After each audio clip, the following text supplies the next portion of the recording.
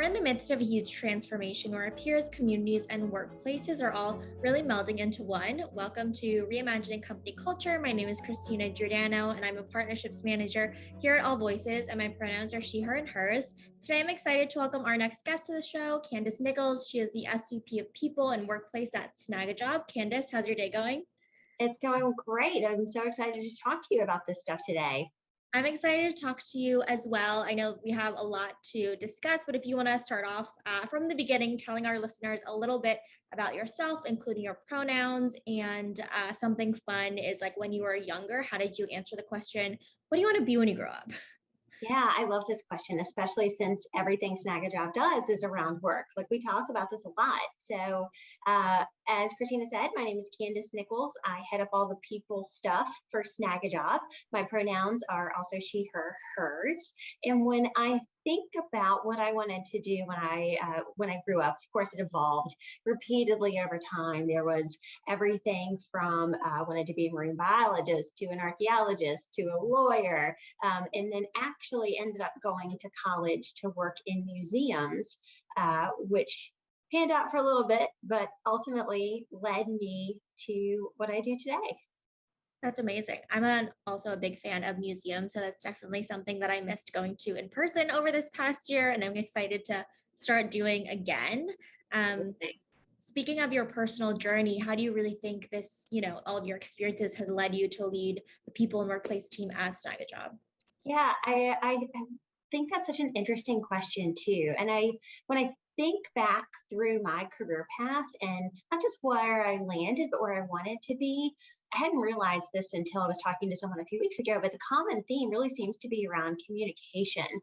Going into museum work, ultimately, you're telling a story. When you are setting up an exhibit, when you are doing research, you are the one kind of responsible for how that message is being portrayed. And then when I moved out of museums and kind of into a staffing company, because I needed a job, I applied at a temporary service and then just never left because everyone was so great from that initial day. But again, it was all around like communication and telling a story when you are helping people find that right job for them, whether it's a candidate, whether it's an employer, helping to make that connection. Was something I really loved to do.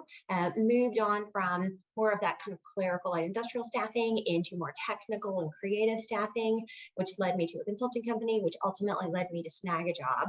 And the thing that really appealed to me about Snagajob when I was considering making the move was being a part of an entire company whose mission was focused on helping people not just find a job, but the right job for them, and being able to do it at scale and being able to do it to help a population who really is reliant upon that next job. When you think about hourly employment, there's just no time to wait. It might be the difference between feeding your kids or paying your car insurance or staying in your apartment. So that was incredibly appealing to me. And then joining as an engineering recruiter and then having a couple of really fortunate opportunities pop up in my career at Snagajob where people gave me an opportunity to stretch and take on more has led me to where I am today.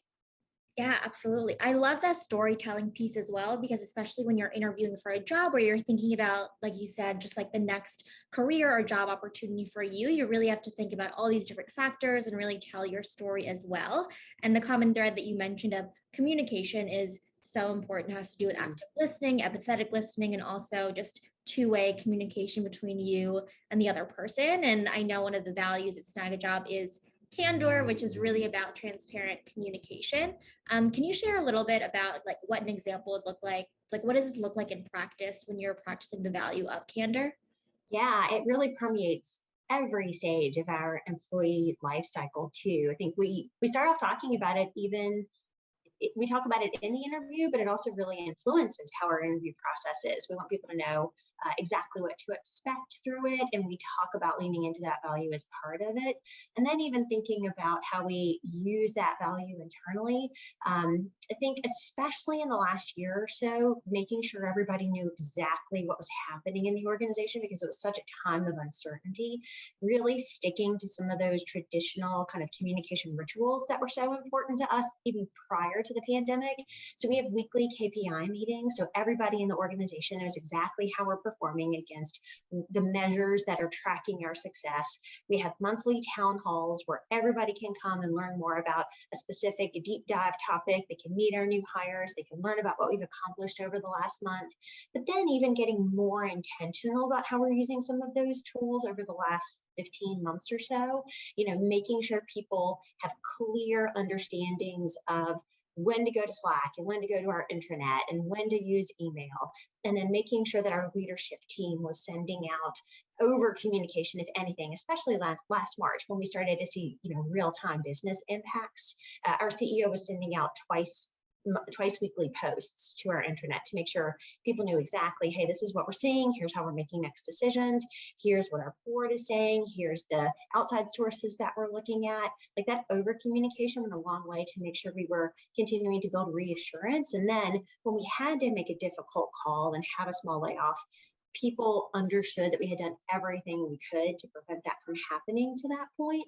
And so I think packaging that kind of business impact along with the personal impact, like that's part of candor too, is you want to give that right level of transparency because you care about everybody as a person and you want them to be successful. So making sure managers are laying out clear expectations so there's no ambiguity, making sure leaders are, being more vulnerable when it comes to having discussions. I remember having a conversation with my team last fall where I was like, look, I just need to take a day off.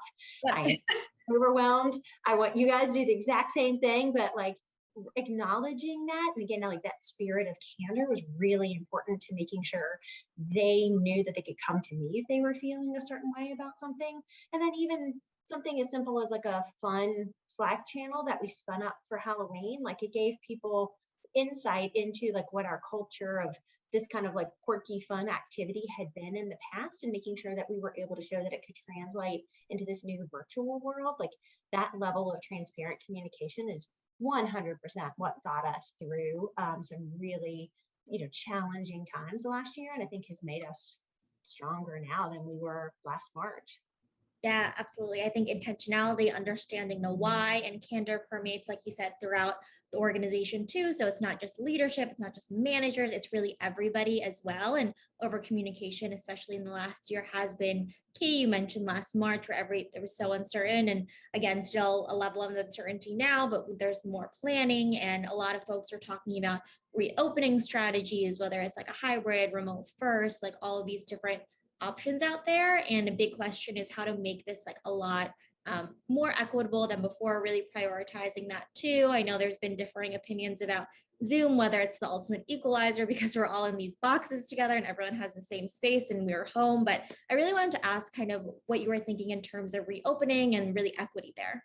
Yeah, I love that you are framing this up in terms of that equitable experience too, because that's ultimately what it's about. Like that's foundational for anything else to work. And I also love that you talked about it as reopening and not return to work. Like, I don't know about you, but I feel like I've been working Return to work. past 15 months or so, right? So Yeah. I think that's really, again, like kind of number one for us. Our demographics have changed so materially since we went into a fully virtual model last March. We went from a company where about 11% of our workforce was not based in an office to now almost 30% of our workforce is not based in the same geography as an office. So it's really caused us to kind of take a step back and think about some of the best practices that we need to make sure we're continuing to implement based on things that worked and maybe haven't worked since we've all been virtual.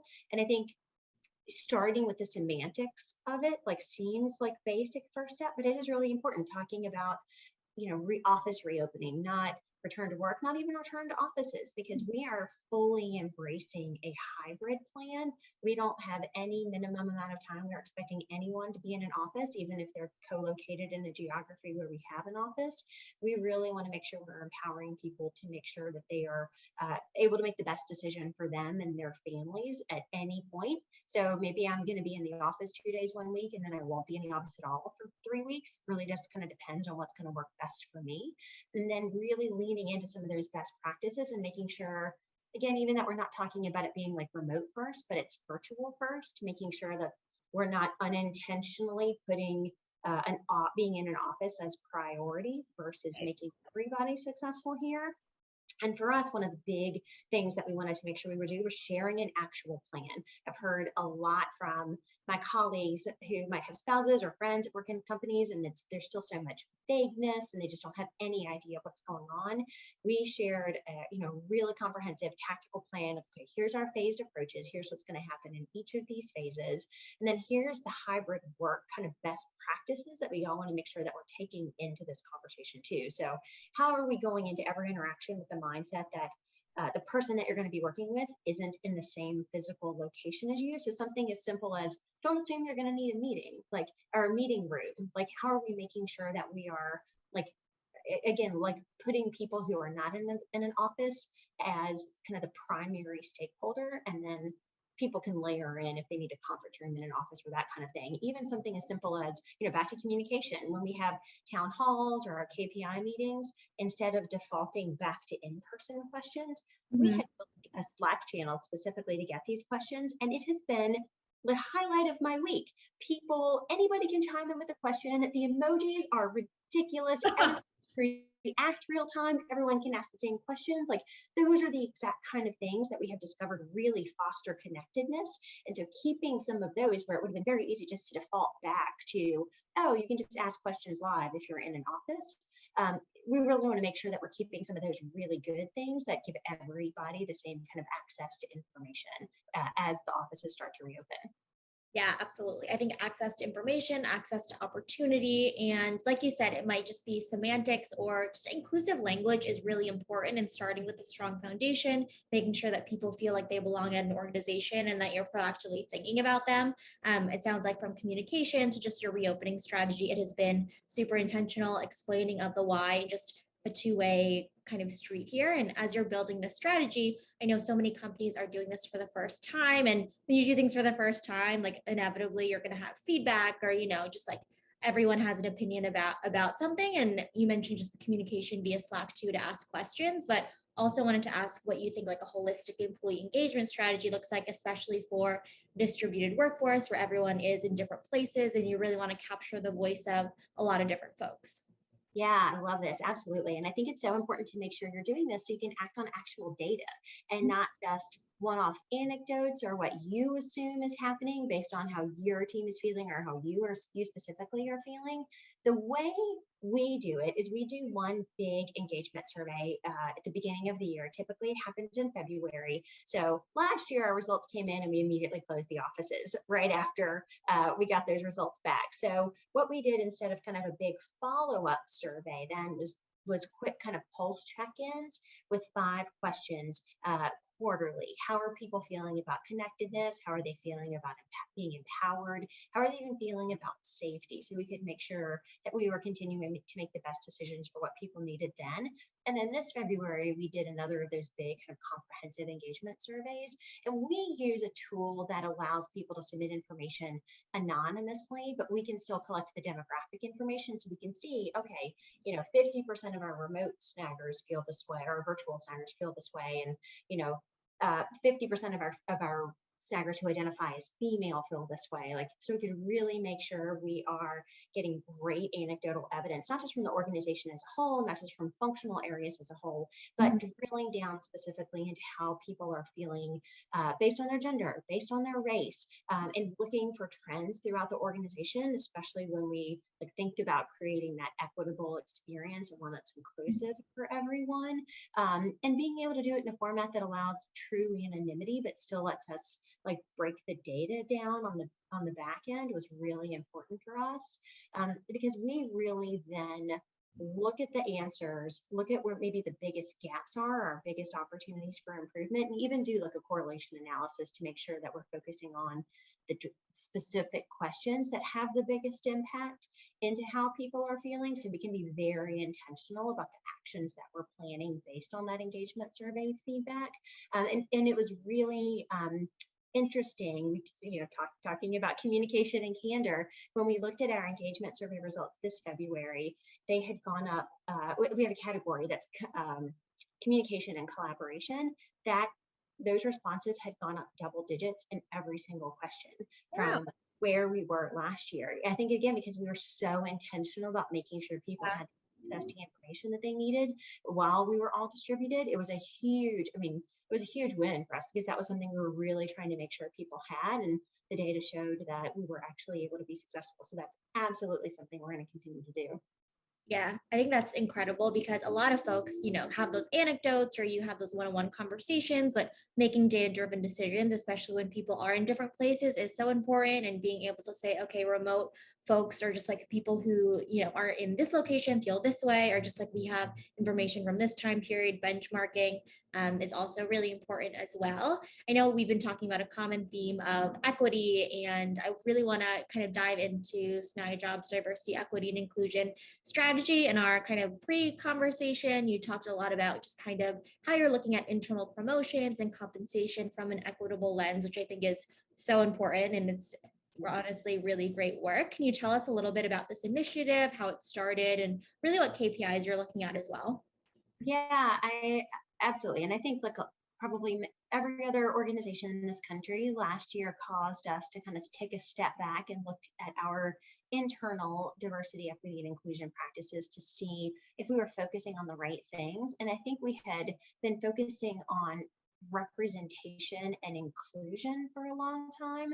Mhm. Um, and last year, I think we really started to realize that that's not enough. We really need to make sure that we're creating an equitable environment for everyone, because that's really the first step. If we are turning people of a certain demographic over faster than we are in other demographics, or if one group isn't getting promoted at the same rate as others, or if there is a discrepancy in how we're compensating people based on demographics, that's something we have to fix. Like that is just kind of table stakes. And so we looked at all three of those things: turnover data, promotion data, and compensation data. And fortunately found that we really didn't see any discrepancy in our turnover data based on internal demographics. And we looked back 5 years to make sure we were getting a really comprehensive snapshot of what those groups look like. We looked at our promotion data and didn't see any material difference there, and actually found that women had a tendency to get promoted faster than men did in the organization. Now, the next step of that is going to be to go back and break it down by levels and see, okay, are people in individual contributor roles slightly less likely to get promoted into manager than another demographic? So this is kind of the tip of the iceberg there. But when we looked at our compensation equity, we realized we had a handful of people in the organization whose compensation did not match that of their peers, and they were in an underrepresented race. And so we felt, again, spirit of candor, we felt like it was important to acknowledge that finding, fix it, and put measures in place to commit that, A, we weren't going to let it happen again, through a series of kind of analysis that we would do on an annual basis. And if we ever found that that was the case, that we were committing to fixing it right away. So felt bad that we had found a handful of folks where this was the case, but great that there was certainly buy-in from the rest of the executive team to make sure that we fix it really quickly. And so when we look at equity going forward, really making sure that we have consistent rates in turnover, promotions, and then pay equity based on everybody's comp ratio in their roles. Yeah, I mean, it's definitely not easy to share something like that with the company and just acknowledge that and then, share steps to fix it and just like digging into the data further. So I think acknowledging, being humble throughout this process and just like continuing to do better is something that is really great. And I see like in your strategy. And speaking of just, I know that a lot of companies haven't actually reported, their DEI metrics or things like that, but Snagajob has done that before. You actually released a report last year for 2020 goals and set new goals for this next year as well, including metrics around representation, which you talked about, gender and ethnicity of managers. Can you talk about how you created these goals for our listeners who might be thinking about doing the same thing, or if they're hesitant? I don't know. What are your thoughts there? Yeah, I love this. And so, so we talked a little bit about what we did on our equity goals. And that was really because we did not have a discrepancy around turnover and promotion data. That was our goal, was to make sure that we were continuing to have no discrepancy. And when we looked at compensation equity, we looked at making sure that we had no more than a hundredth of a percent of difference in the compa ratios. So if someone is at 0.95 of their compa ratio, making sure that no other demographic had more than like 0.96 of their compa ratio. So that was the goal that we laid out. And again, that's really making sure that we're continuing to hit that pay equity piece. And when Mhm. we looked at diversity, like I think this is the one that's so interesting as organizations think about what the right diversity goals are for them. And again, it all goes back to starting with data. Like we really like looked at our internal composition across functional areas and more importantly across levels in the organization, and Mhm. realized that our biggest gap came at that manager plus level, not just with underrepresented genders. And I'm saying underrepresented genders because we do want to make sure we're capturing non-binary individuals, not just male and female as part of this conversation. How we made sure we were looking at not just gender but race, and realized that we had some work to do when it came to underrepresented races. And so we looked at our internal data as the starting point, and then we really tried to decide what the right benchmark for us was. And Mhm. because we have done such a great job of hiring a distributed workforce, we decided to look at national employment demographic data versus demographic data that was geographically specific to where we had any of our offices. We also very intentionally did not look at demographic data within the tech industry because we already know that system is broken. So we wanted to make sure we weren't relying on kind of like false data already, Right. knowing that there needs to be improvement in that space. So we looked at national employment data demographics and realized that's going to be our target. How do we have a workforce that is reflective more broadly of the population at large? We looked at where we were and looked at our hiring plans both for this year and then over the next 3 years, and uh, made challenging but achievable goals in each of those areas. And so for us this year, for example, we realized that we had very little Black representation at our manager plus level. So our goal this year was to double that representation. We also realized we had no representation of Black snaggers at director and plus level. So Mhm. seemed like a bare minimum sort of goal we could do is to get representation at that level in the organization. So, and then when we looked at our longer 3 year plans, it was really to bridge the gap, by half with both our Hispanic snaggers, our Black snaggers, and then really aiming for more of that 50-50 gender split at the manager plus level. But looked at our starting data and then national data to set our benchmarks. Yeah, I really like how you talked about goals in terms of being challenging but achievable, because nobody wants to set like these really easy goals that you know that you can achieve and say, okay, check the box, we're done with these kind of diversity metrics, we've hit our goals, so we don't need to work on it for the next 6 months. No, you want to look at this data. And I think a lot of times when folks are like, we don't know where to start, it's really important to what you just said, look at kind of the national data that's out there, look at industries, look at your own internal data as well to look to see where you are. There's so much information out there and internally where you can start. So I think those are great kind of tidbits of how you started your strategy as well. Yeah, Um, and I think it's so helpful because then it helps you not just think about who you want to bring in from the outside, but who you need to make sure you're paying attention to leveling up on the inside. It really helps you be much more intentional about your internal promotion paths.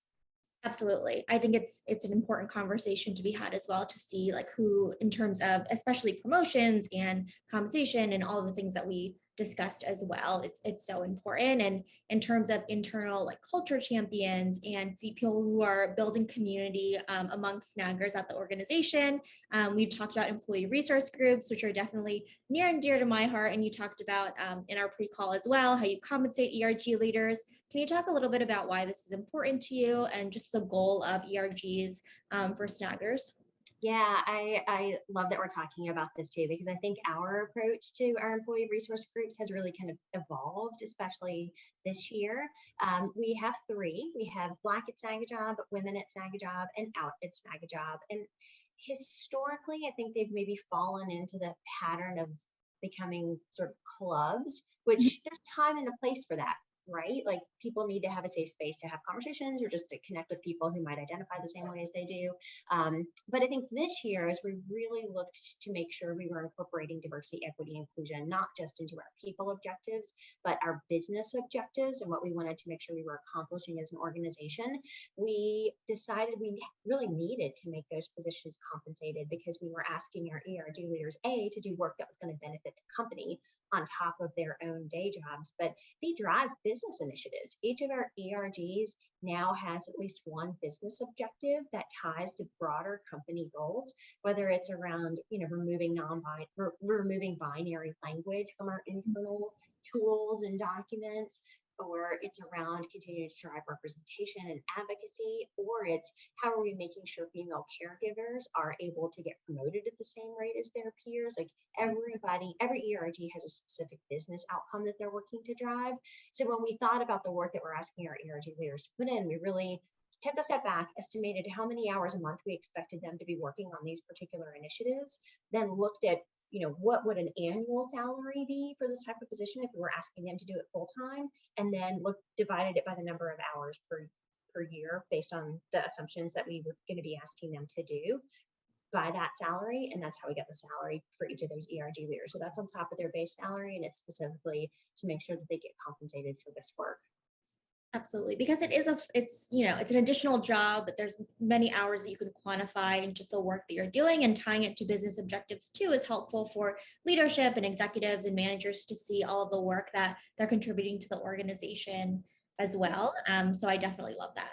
And I think on that same line, it was, again, making sure that they're focused on like driving business value, not just people value. We also made a change in making sure each of those groups had executive sponsors this year. And none of those sponsors are me, not because I'm not very actively involved in those groups. I very much am, but we really, again, wanted to make sure that we're driving business objectives. So our CEO, every other member of the executive team is a sponsor of one of these groups, and they actually help not just develop meaningful KPIs and drive those outcomes, that help influence internally, help make sure that we can get external speakers. So they're really able, again, I think this is why it's so important to make sure that you've got executive buy-in for this kind of thing, because this is where the influence in an organization resides, and being able to use that influence, not just internally, but externally, to help drive momentum on these things has been really important for us. Yeah, and I think that's great modeling as well, because when you see executives being involved and managers really, being part of this this community too, and championing initiatives or speakers and things like that, it sends a message to the rest of the organization that they're supporting this as well. And I know in terms of candor and transparent conversation, we've been talking about how you and the team have really kind of done that through communication, but I don't think it can be underscored enough, just the changing role of leaders to lead with empathy and vulnerability. How does your leadership team really create space for these meaningful conversations? Yeah, I love this too. And I think this is really like what's made us so successful, because it does start at the top.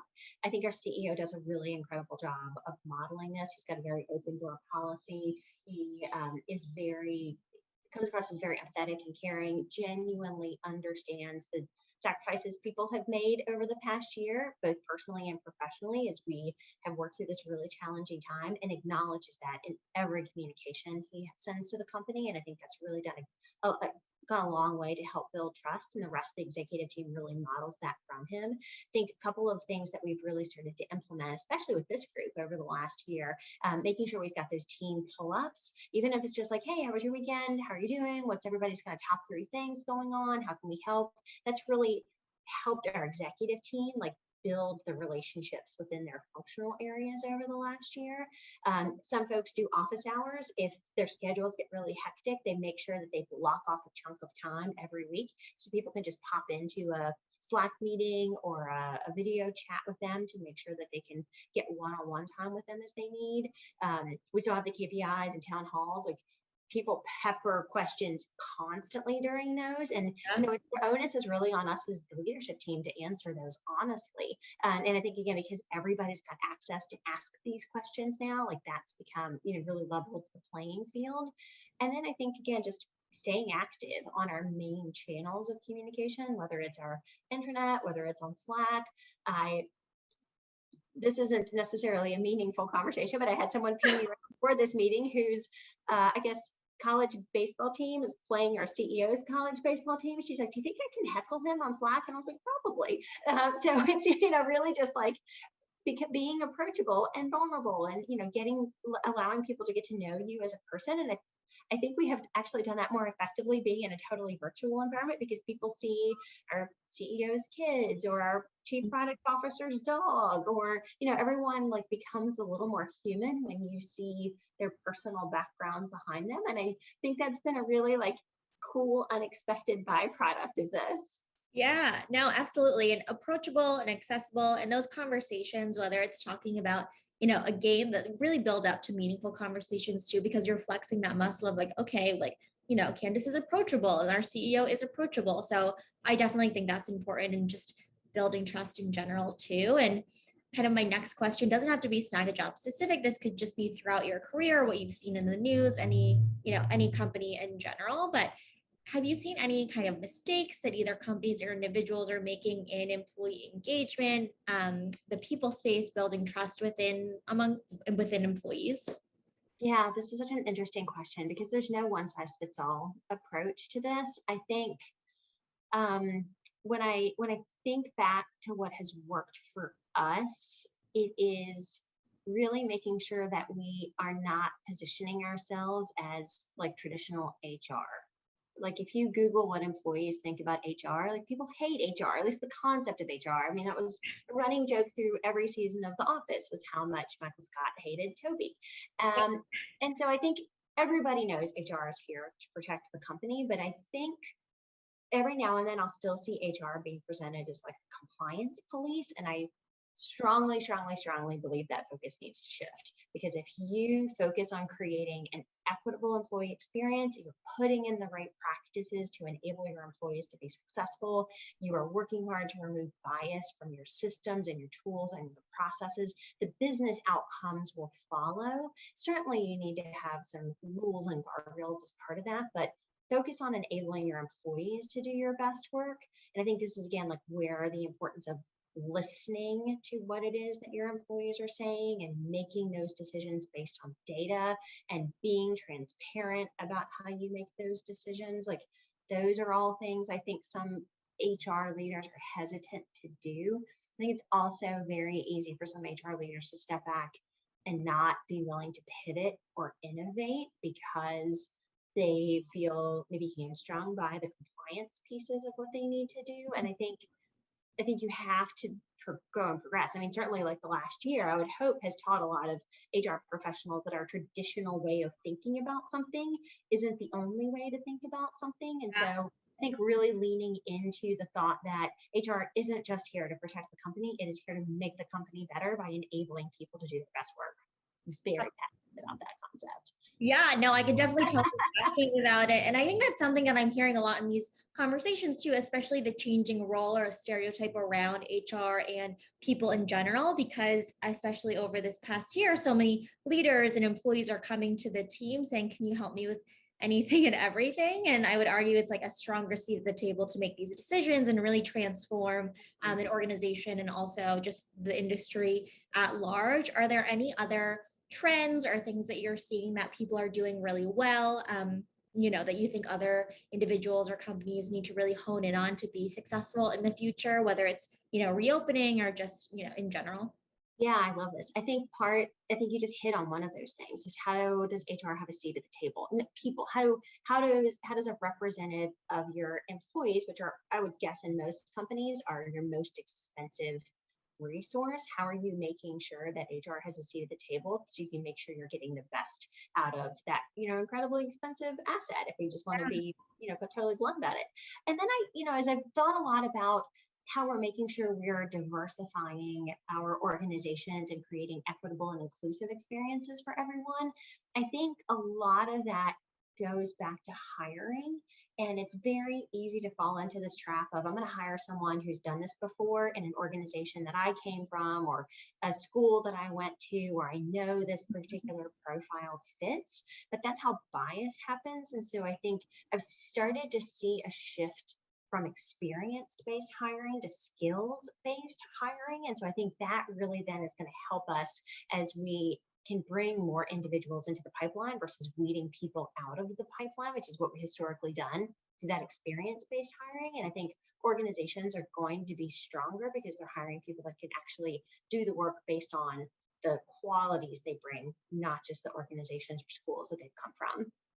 Skill-based hiring. I love that concept because especially with diversity, equity, and inclusion, as we're seeing all of these roles for either program managers to chief diversity officers needing 20, 25 years, 15 years of experience. I mean, there were people doing it, 15, 20 years ago, but there's not thousands of them, right? So it's people who can demonstrate that they're really passionate about it, that they can learn some of the skills that you can learn to be in this role, and really opening up opportunity to mitigate these biases. So I absolutely love that point. I think that's super important.